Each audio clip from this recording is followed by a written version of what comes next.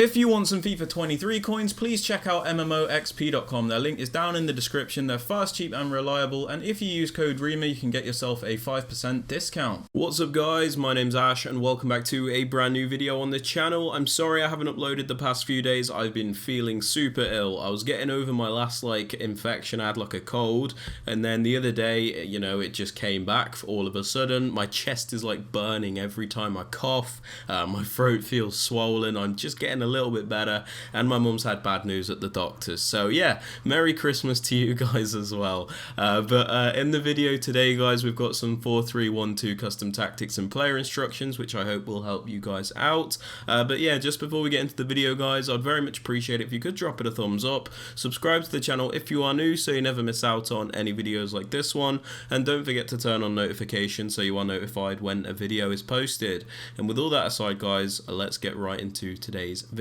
Okay guys, for the custom tactics on the defensive style, I use balanced. This is the same for all my formations. The reason we use balanced is it gives you control over your defense. You can apply pressure when you want to apply pressure and when you need to, and then you can drop off and be a bit more conservative when you need to. So it does give you greater control. A lot of people like to use pressure tactics, but I'm not a big fan. If you can master defending with balance, you will become a better player as a result. Now for the defensive width guys, I have this on 40. The reason for this is people like to attack in a very narrow way on this game, so it's important that you do defend in a more narrow shape. So by having this on 40, you can see our defensive shape is quite narrow if you look at the diagram, but if somebody was to go down the wings, we would have just enough width to cover that area and stop the attacks from down the wings. So it does give you the best defensive width for this game's state.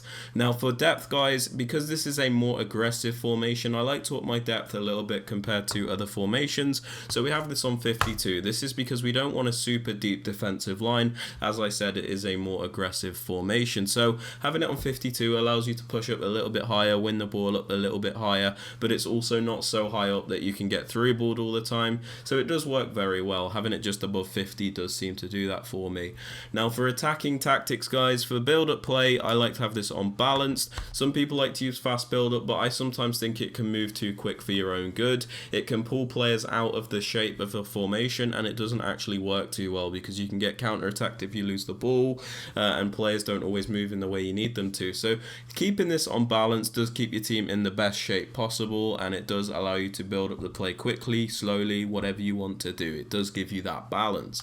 Now for chance creation guys, as always, direct passing, especially if you are on the new gen version of the game. The reason for this is it does create the best attacking opportunities for your player. If you look at the diagram in the bottom right hand corner of your screen, you can see how direct passing does move your players to penetrate the defensive line. You can see they're constantly moving around in a dynamic motion. This doesn't happen with things like balance. You can see they're very static and they don't offer you much movement, so it can be very difficult to attack, especially against those low block sides. So direct passing if you are on the new gen version of the game, but if you are on old gen you could get away with using balance because defensive AI is a little bit different, but new gen definitely direct passing guys.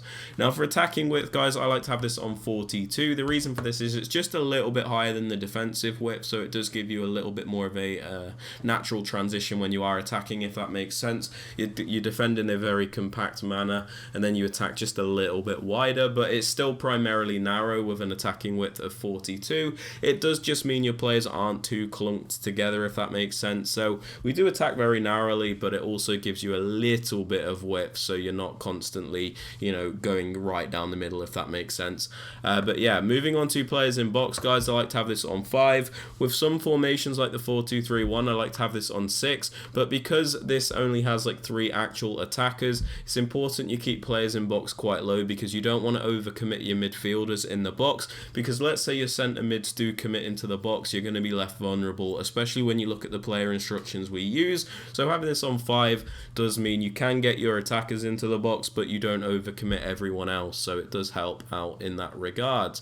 Now corners and free kicks are down to preference. I like to have these both on 2 because I can cross the ball into a couple of players, but then we also have players back if we do lose out the ball and your opponent tries to counter attack you. So it is down to preference, but I like to have this on 2 for both of them. Now for the players you want to use, guys, in the striker positions you can have a bit more freedom because it is a 2-striker formation. I sometimes go on about, in like the 4-2-3-1, you have to have a bit more of a specific striker because there is only one striker and they need to compensate for the fact that there is only one of them. In a 2-striker formation you do have a bit of freedom, so I like to go for a bit of a balance between like a technical striker, Robbie Keane, and then a more of a runner striker, Rafael Leao. So I do like to go for that balance, but if you wanted to go for 2 explosive players or 2 lengthy players, that's completely fine. You do have a lot of freedom with the strikers. Now for the cam, guys, you do want a technical player with the right movements. You need them to be quick, you need them to be able to shoot, you need them to be able to pass, you need them to be able to do a bit of everything in attack. That is the only main requirement. A high attacking work rate is great, maybe like a medium or high defensive work rate as well, because you're going to see how this works in the instructions. But yeah, just make sure you're going for a good technical player in the cam position. Now for your right centre mid, you're going to want more of a box-to-box style player, so I'm using Park Ji-sung. This guy's got very good attacking, defensive stats, he's got good pace, good dribbling, he's got good physical, he's got a bit of everything, and he also has the high work rate, which is very important in this position because they will attack and defend, okay? Now for the CDM, you're going to want a more defensive player, so we're using Patrick Vieira. He is a medium, but because his stats are that good, it doesn't really matter. In this position, you do want a medium-high if possible, but let's say your player's defensive stats are very good, it can make up for that lack of work rate. Now for your left centre mid, I actually suggest going for more of a attacker in this position, but the biggest requirement I can give you guys for this position is that the player should have a high work rate, because this will all make sense in the player instructions. They go into attack and they are going to defend, and it does make sense as to why you will need this high work rate. But you do want a more technical player in this position, as they will offer you extra attacking support in this formation. But if you just want to go for another box-to-box player, that's completely fine, but I do suggest a more attacking player.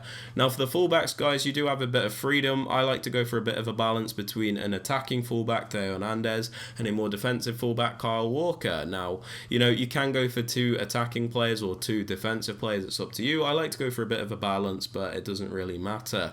For the centre-backs and the goalkeeper, I suggest just getting as meta as possible in those positions. I'm mainly just using Chesney for chemistry. For the player instructions, guys, on both strikers, I suggest stay central and get in behind. The reason for this is we don't need them drifting off to the wings, as you'll see what we do with our fullbacks, so we need them to stay in those central positions to finish off those chances. We have them on getting behind because it gives them the best attacking movement. This doesn't mean you always have to play the ball in behind, it just means they make these runs by default, so you get them best, you get the best movement out of these players. Let's say I want to call him short, he will make that run in behind, I could tap R1 to bait his defender, and then he will come short for the pass. That kind of thing. It just gives you the best movement on these 2 players.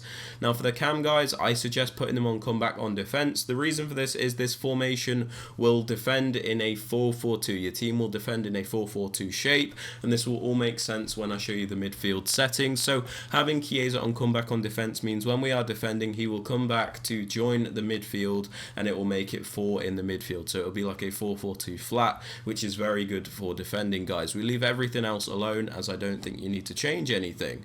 Now for the left centre mid, we have him on completely default settings, especially the most important thing being cover wing. The reason for this is when we have him on cover wing, Chiesa, who we have on comeback on defense, will come back to join the midfield. So we'll have Foden covering the left mid spot and Chiesa covering the right mid spot. So we have a 4-4-2 when we are defending, and then we'll have Vieira and Park Ji-sung as the 2 central midfielders. So it does work very well, guys.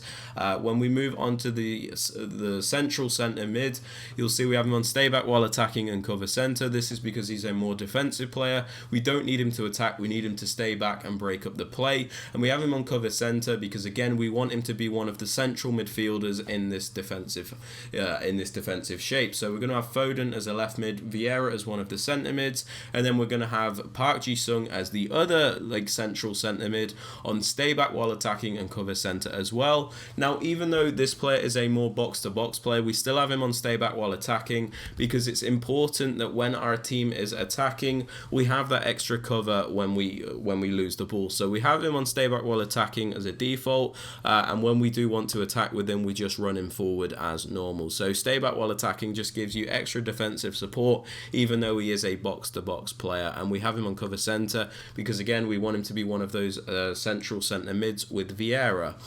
So yeah, as you can see, the attackers will be the same, and then we've got Chiesa right mid, Park Ji-sung right centre mid, Patrick Vieira left centre mid, and then Foden as a left mid. Now, lastly, for the fullbacks, I suggest balanced attack and overlap. The reason for this is this formation is very narrow, so you do need extra width when you are going forward. So by having them on balanced attack and overlap, it actually gives you like a front four, because these players are going to go right up by the strikers and give you extra width, which works very well because a lot of people do play narrow in defense. So having that extra width can really help break down that opponent. If this is too attacking for you guys, you can just put them on stay back while attacking or whatever, but I suggest having them on balanced attack, as otherwise it can be very difficult to create attacks as there is very limited width. But yeah, they are my custom tactics and player instructions for the 4-3-1-2. If you guys have enjoyed or found this useful, I'd appreciate if you could drop it a thumbs up. Subscribe to the channel if you are new so you never miss out on any videos like this one, and don't forget to turn on notifications so you are notified when a video is posted. And with all that aside, guys, I hope you have a fantastic rest of your day, and I'll catch you all later. Peace.